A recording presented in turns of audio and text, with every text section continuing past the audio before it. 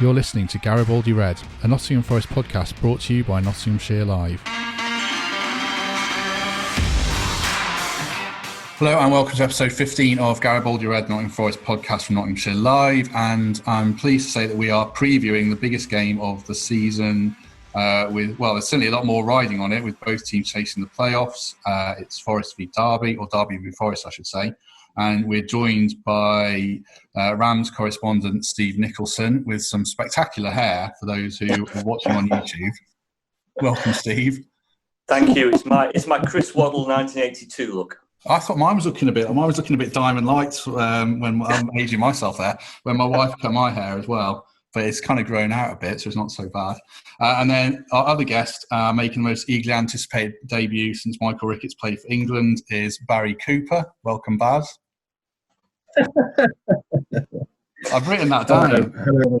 I've written it down in full. I never write down anything in preparation for this, but that made me laugh, so I put that down. Oh, yeah, I feel privileged, and I like the fact you've got dressed for the occasion as well. I brought Philip Cocky with you. Oh gosh! Right, let's start. Baz, obviously the games are coming thick and fast, but we should pay some attention to the Bristol City game because it was another big win for Forest. Everyone loves a late season 1-0 and a very good goal from Thiago Silva. What did you make of it? Yeah, I think that's basically the sum total of it, wasn't it?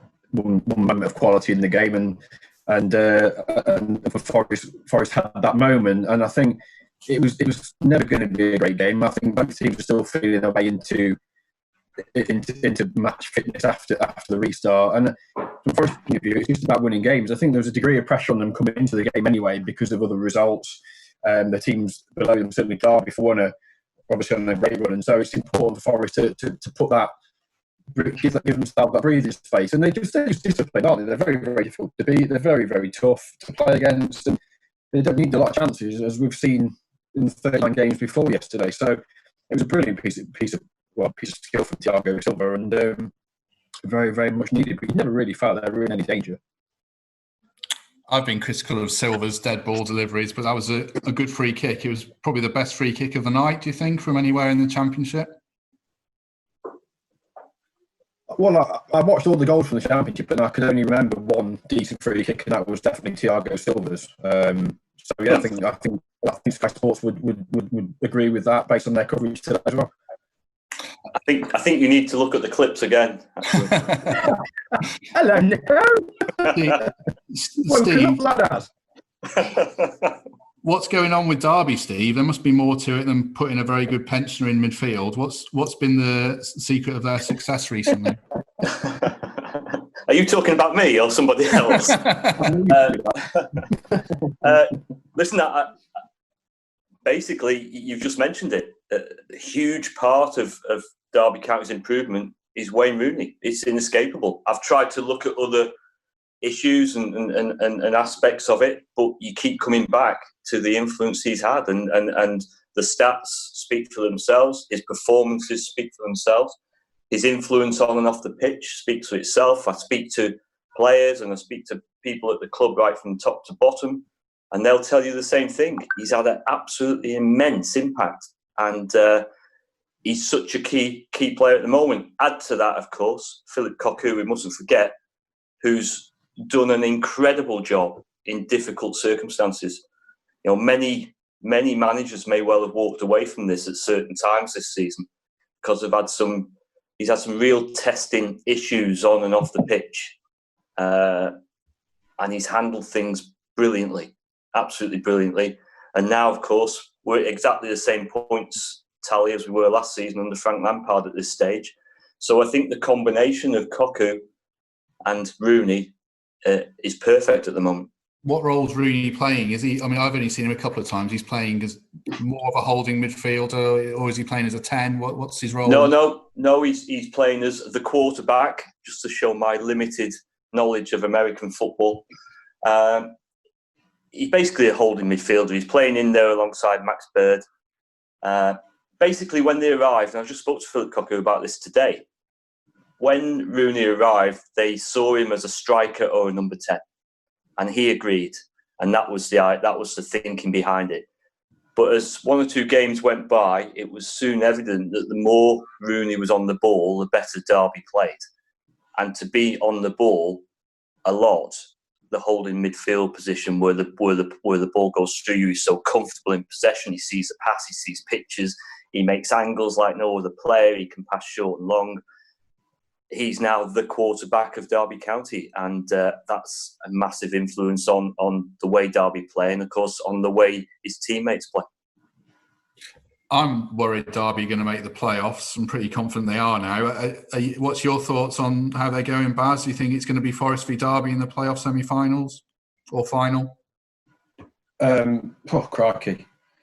That'd be fitting, wouldn't it? Forest versus Derby at Wembley behind closed doors. I think you have to pay tribute to Cocu, actually, because as Steve alluded to, and we spoke about this before the league game back in November, but he's had a terrifically difficult opening period at the club with the scenario, and through no fault of his own, I should add as well. The scenario, the drink drive scenario, obviously that was well documented.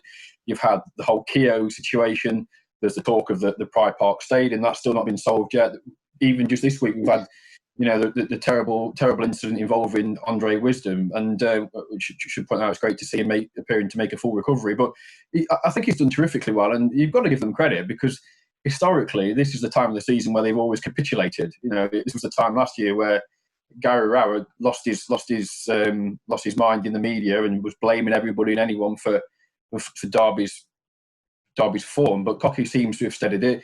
As Steve said, Rooney's clearly been exceptional, not just in his involvement, his influence per se, but the likes of Sibley, Dwayne Holmes, other young players that have stepped up and are clearly relishing being part of Cocu's Derby and working alongside Rooney. So I think you have to give him a lot of credit. And I tell you what, their home record is decent, isn't it? And it has been for years and years and years. It's that this year it's been their away record that's let them down. They've sorted that out now. But nobody's going to be fancying playing Derby in the playoffs if they get there at all. But the caveat I would say, Steve, is that you look at the fixtures to come: West Brom, Brentford, Cardiff, Leeds before Birmingham on the final day. Wow, good luck with them ones, and vice versa for the teams just facing you. That'll sort the men from the boys, so to speak. Well, that was always the interesting aspect of the run-in, that Derby could have a huge say not only on their own chances, but also on the chances of other teams as well. And at the moment, make no mistake, I don't think anyone will want to face Derby at the moment. And so the daunting fixture list actually flips the other way for me. It actually becomes daunting also for their opponents. And I certainly felt that when we were at Preston last night and when we went to Millwall after the restart. I think the pressure's on other teams. I don't think the pressure's on Derby at all. I don't think anyone really expected this in October, November. So whereas always pressure on them previously, can they be in the top six? Can they be promoted? I think this time there's no pressure on them at all. The pressure was on Millwall when we went there. You could sense it. The pressure was certainly on Preston last night because they've had a bad run and they needed a win and they didn't get it. And I just feel going into these games, as you say, against Forest and West Brom and Brentford, etc., I just feel like, Derby can go in there thinking, we're in great shape and let's just give it a go. And that's what they're doing. What impact has all the off-the-field stuff had, Nico? Because on top of what Baz says, you had the on-again, off-again investment deal. I mean, this must have been one of the maddest seasons you've had covering the Rams. How much of an impact has it had? Well, it's always been there in the background, and that's obvious. There's been so many stories off the field this season. We've still got the EFL charge hanging over Derby, and that's got to be sorted soon, you would imagine, because otherwise it could get extremely messy. What they've done and what's been quite cute for me is, even though it's in the background and it's on the mind of some fans and it's always there, they've actually kind of parked it and said, look, the EFL hearing will happen when it happens. It's down to an independent commission, not when, Derby don't decide when it happens. So there's nothing they can do about that. So just get on with the job in hand. So just put it to one side, get on with playing the games, get on with getting as many points as possible. And that's exactly what they've done. As I say, I think we both alluded to already that I think Philip Cocu's role in all this, kind of batting off, he answers a lot of questions, but in theory, he's done really well in handling these issues off the pitch. And I think he's kind of kept them away from the development of the team and we've seen the developments of the team as the season's gone on, and he's done really a great job in keeping the off the field issues away from that. Do you think there's anyone Forest do you think there's anyone Derby will be scared of, Nico, in terms of, is it Graben scored that goal against them? Is he the man that will trouble them the most? Is it Silva? How do they view Forest, do you think?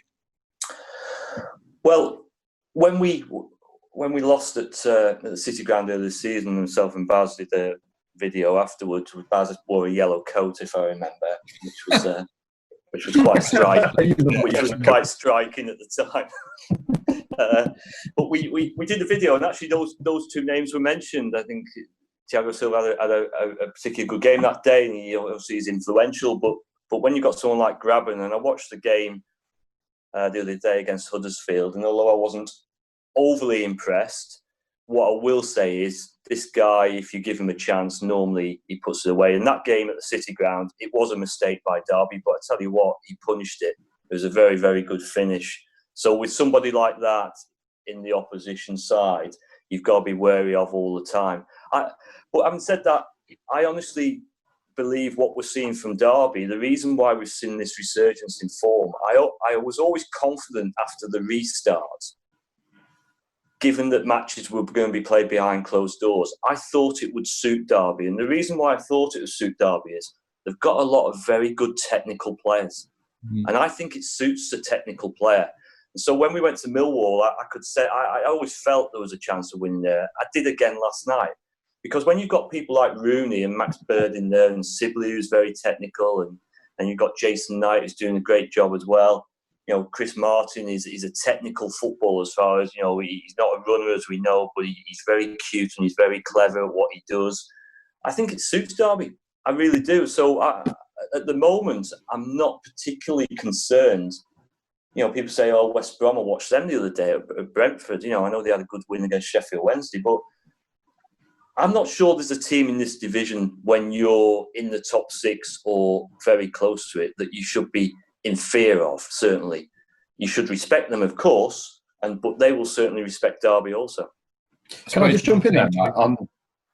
Just on something, I want to pick up on a point that Nico just mentioned about how playing behind closed doors might be helping Derby. I think that's helping Forest, certainly at the City Ground, because you know what it's like. You've been there enough times, like I have, to know what the City Ground can be like. It can be a pressure cooker of atmosphere. It can work in your favour, but equally, Forest at home, the way they set up is very much like they set up away from home, and that doesn't always go down well with 29,000 people that want the team to come out, the home team to come out and be on the front foot from the get-go and attack the opposition. That's not Forest style under Lamucci. And because last night, I think, given how poor Forest were in the first half, there would have been, I dare say, one or two dissenting voices at half-time, of not just out of frustration more than anything else, that Forest weren't at it. Forest weren't going for Bristol City and were sitting back and were playing relatively poorly, but there wasn't anything like that. So they were able to come out second half and step it up themselves.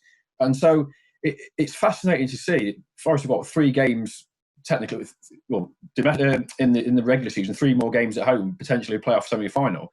And I just wonder if, I don't like saying it because it sounds a criticism of the supporters, and it's not meant in that way, but maybe just not having that expectation, that pressure at home can also work in their favour. What impact do we think this game being behind closed doors will be? Obviously, Derby have the home advantage, but in terms of that crowd noise that we talk about, that's gone. What impact will that have?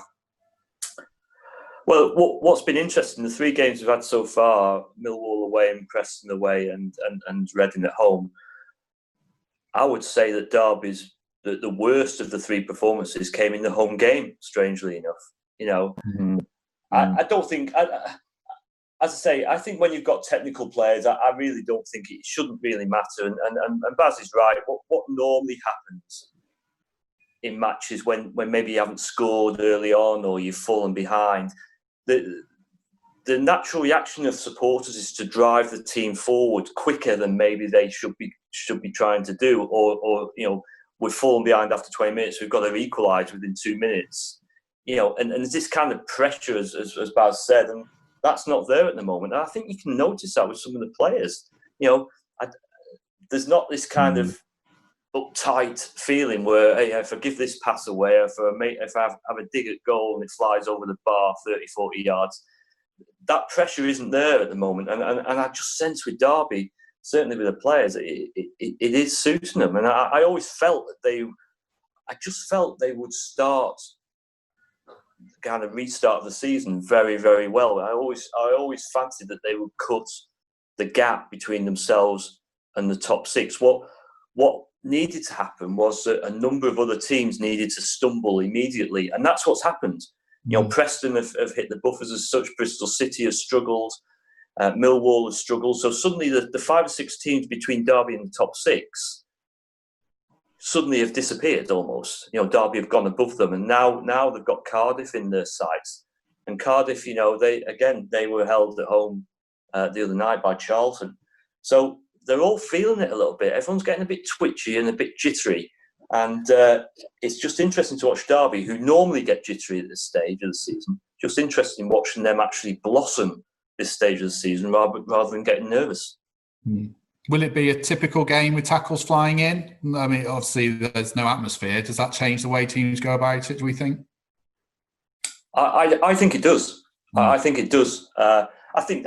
Listen, it'll be competitive and there'll be an edge, and there's a lot at stake. Obviously, Forest will know that if they win the game, they've virtually secured a place in the top 6. I would imagine. Derby will know also that if they can win the game, anything's possible after that. So there will be that edge to it. Of course, there will be that passion to it, but you can't replicate 30,000 people screaming and shouting as you walk out the tunnel and as the whistle blows. You just can't replicate that, and I don't expect to see that type of thing. I say it will be competitive, but it will be nothing like we normally see at Pride Park and at City Ground, where for 10 minutes, everything happens and then suddenly you can throw the football on and we can start playing. Yeah. You see it the same way, Baz? I don't know. It's difficult to tell, isn't it? I think certainly being behind closed doors would favour Forest at Pride Park. You haven't got that further, that big atmosphere. They got a record, Forest, of conceding early on at Pride Park and giving themselves a heck of a job to do. So it's a difficult one. I think the fact that they're from home works for them again. They're not, no one wants to play Forest at home because they just sit back and they soak up the pressure and they spring on the counter attack and invariably will punish that. And you look at their results away from home at teams in and around them in the division this year. It's been brilliant. They've won at Cardiff. They've won at Fulham. They drew at West Brom. So they've won at Brentford. Of course, they've got very, very good form at teams in and around them. So you haven't got as we say, you haven't got the raucous atmosphere that you would normally get from a derby. But then I saw somebody in the week saying there's less play acting from players and there's less histrionics, and that players aren't getting caught up in things. And you see what Ashley Williams did last night at Forest, hitting poor Yuri Ribeiro for absolutely no reason. So clearly the pressure is there because these players there's so much riding on these games now. Although it doesn't feel like it, in fact there's no crowd, we're playing in the summer, all that type of thing. There's still so much riding on these fixtures and potentially the Premier League. So I still think there'll be challenges. And you're not telling me that a team with Wayne Rooney in isn't going to, is not going to stick up for himself, and you'll still probably target him as well. Has anyone been able to stop Rooney, Nico, in terms of if you stop Rooney, you stop Derby, or has he been too good to be taken out of a game? Not many teams have, and this for me is the fascinating tactical aspect of Saturday's game. Wayne Rooney controls Derby's football. He's the orchestrator. He, as I said before, he's a quarterback. What do you do with him as the opposition manager? Do you go and put somebody on him and try and stop him playing? And then you've got the issue then with Louis Sibley, who's now the 10. He's another one who you have to be careful of and have to watch. Millwall didn't do that very well. Derby beat them. I didn't think Preston did it to an extent on Sibley. They got very tight to him, but they couldn't get close enough to Rooney. It's very difficult to stop both for me, to stop Rooney, Bird in midfield controlling the football, and then obviously keep an eye on Sibley in the 10 role. That's very difficult to do both. Full credit to Reading manager Mark Bowen, I thought tactically he did really well against Derby. He put somebody on Sibley, man marked him, and they also restricted the amount of time and space that Rooney and Max Bird had with the ball. And it worked. Reading, for me, deserved something out of that game. Very unfortunate to lose. So Mark Bowen got his tactics right. It's going to be fascinating to see what the Forest boss does with Wayne Rooney. Because if you don't, then he will control the game, as he did in the first half at Preston last night, as he did at Millwall. As we've seen him do against Stoke, he went to Crystal Palace in the Cup and bossed it there as well. He is that good. So it's going to be fascinating to me to see what happens. Normally, in a normal Derby match between Derby and Forest, you would imagine someone as good as him would have pretty close attention from the word go. Yeah. So it's going to be interesting. Yeah, well, it's going to be interesting to see who. I mean, we've seen it in the past, haven't we? The battles we've had in the past. Yeah. It's going to be fascinating to see how Forest deal with Wayne Rooney. I play Samba Sow and tell him to smash him in the first minute and then see what happens. Is that like Moosey did on Robbie Savage all those years ago? Yeah, that's right. Yes. Is that a fair shout though, Baz? To help play Samba Sow and tell him to sit on Wayne Rooney or someone like that, or play Silver and tell him to get about Rooney. I'd be reluctant to have Silver there. I think Forest lose quite a lot, and Silver's playing deeper. I think from a team perspective and also an individual perspective, I don't think Silver affects the game anything like what he can when he's playing further up the pitch. I think, it's whether he sticks with Ryan Yates, whether Yates is available first and foremost after getting absolutely clattered by Andreas Weimann, your old mate Steve. He should have been sent off last night for that. That might be the first time. I didn't see him make that many tackles at Derby. It's more like assault. But anyway, so whether Yates is available on Saturday remains to be seen. But it would be harsh on him because he's tenacious. He's quick. He's box to box. Do you stick him on Rooney? But coming back to something that Nico mentioned earlier on about Rooney and the role he plays. Again, Matt, you'll know this, but Forest are quite happy to afford the opposition the ball in their own half. It's when they get when the team start to press through the thirds that then Forest look to close down and win the tackles. So are they going to do what they usually do and allow the team to have the ball, just inside the opposition half before they get into Forest half and allow Rooney to pull the strings, if you like? Or will they operate somebody like a Yates or a Samba Sow? He's the obvious one to come in, isn't he? And really pay close attention to Rooney. But you've also got to be careful not to. Derby have got good players, but it's not all about, you can't focus too much on the opposition. Lamucci has a very, very good side. He's got a game plan. His players are well drilled. They know they've been to Fulham, they've been to Cardiff, they've been to Brentford, Leeds, West Brom, not lost. They know their jobs in these situations when they're going away from home. They probably have to come up against some of the quality of Wayne Rooney. I'll accept that, but the principle will remain the same. The jobs will remain the same. I hope they don't pay too much attention to him, because if they do, then as Steve's already pointed out, you've got the likes of Bird and Sibley and one or two others that can cause you damage as well. Yeah, I don't think you can sit off him. I think you've got to get about him and don't let him dictate the game. First 30 seconds, nail him, stick him in the stands, get him off the pitch, and then the game's won, isn't it? Where's your team tactic done? Did Derby have to make any changes, Nico? I'll ask Baz the same in a minute, but games are coming thick and fast. Does each team have to make shuffle it up a bit and freshen it up, or not? I asked Philip Cocu that question, and about rotation. This is the third game in 8 days. We've still got to remember that this is a restart to the season after a 3-month break. If this was August, for example, at the start of the season, you would be talking about 3 games, 8 days. Do you need to freshen it up? It's early in the season. So that's what we're talking about. So it's a very similar situation. Derby made 4 changes last night. They beat Reading, but they still made 4 changes to go to Preston. So he's not afraid to make those changes. I think he's got the options to do that if he wants to. The key players will still be in there, obviously. So he can do that if he wants to, or he can just stick with with a winning team.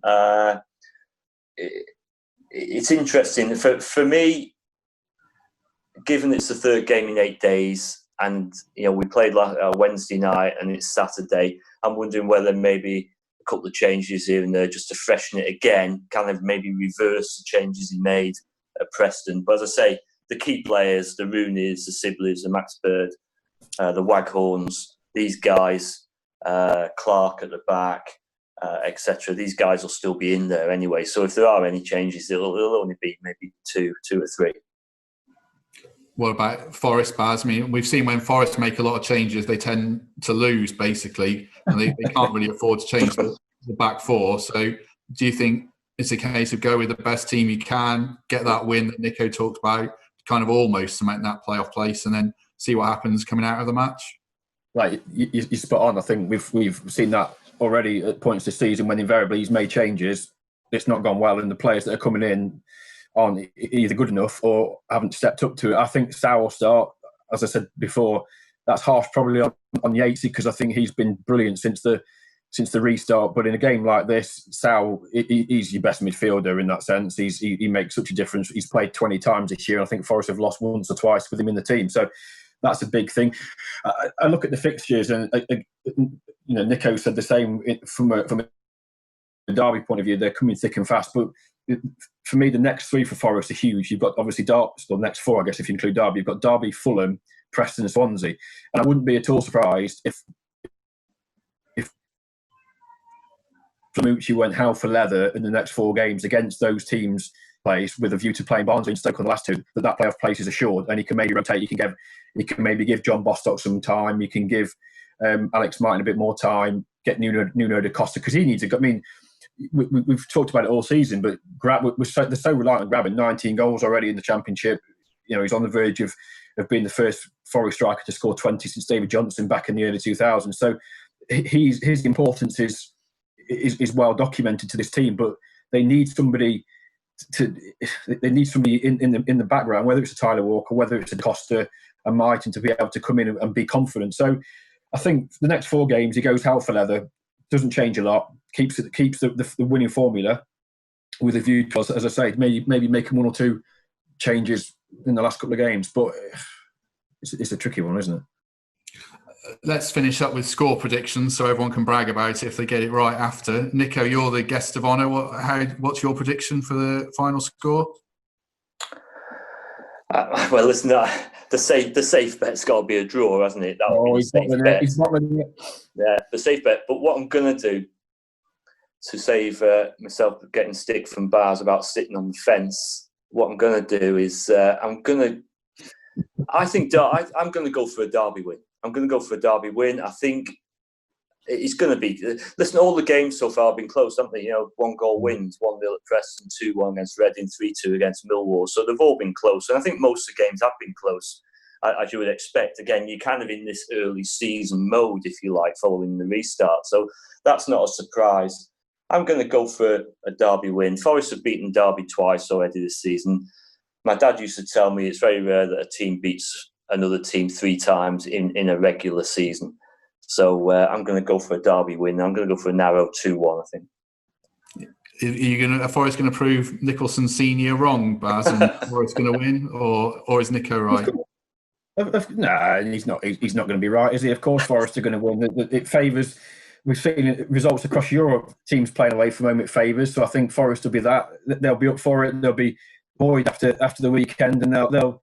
I'm going to go for a 2-1 though, and I did think that before his lordship came up with that. I can't believe you've gone 2-1. I'll give my prediction then, and to balance out, I think it'll be a draw. I think they'll probably.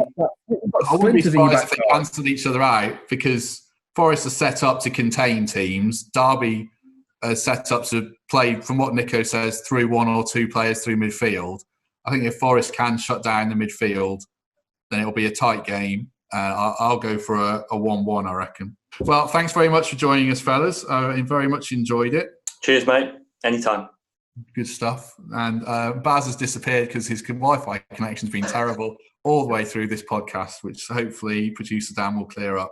So thanks very much for joining us. Do like and subscribe on Apple iTunes or YouTube, Spotify, Acast, and all those other platforms for podcasts. And we'll be back early next week to review what we hope is a Forest win. Thanks very much, everyone. Thank you for listening to Garibaldi Red, a Nottingham Forest podcast. If you enjoyed today's episode, then please let us know. We love hearing your feedback. We'll be back soon with another episode. Thanks for listening.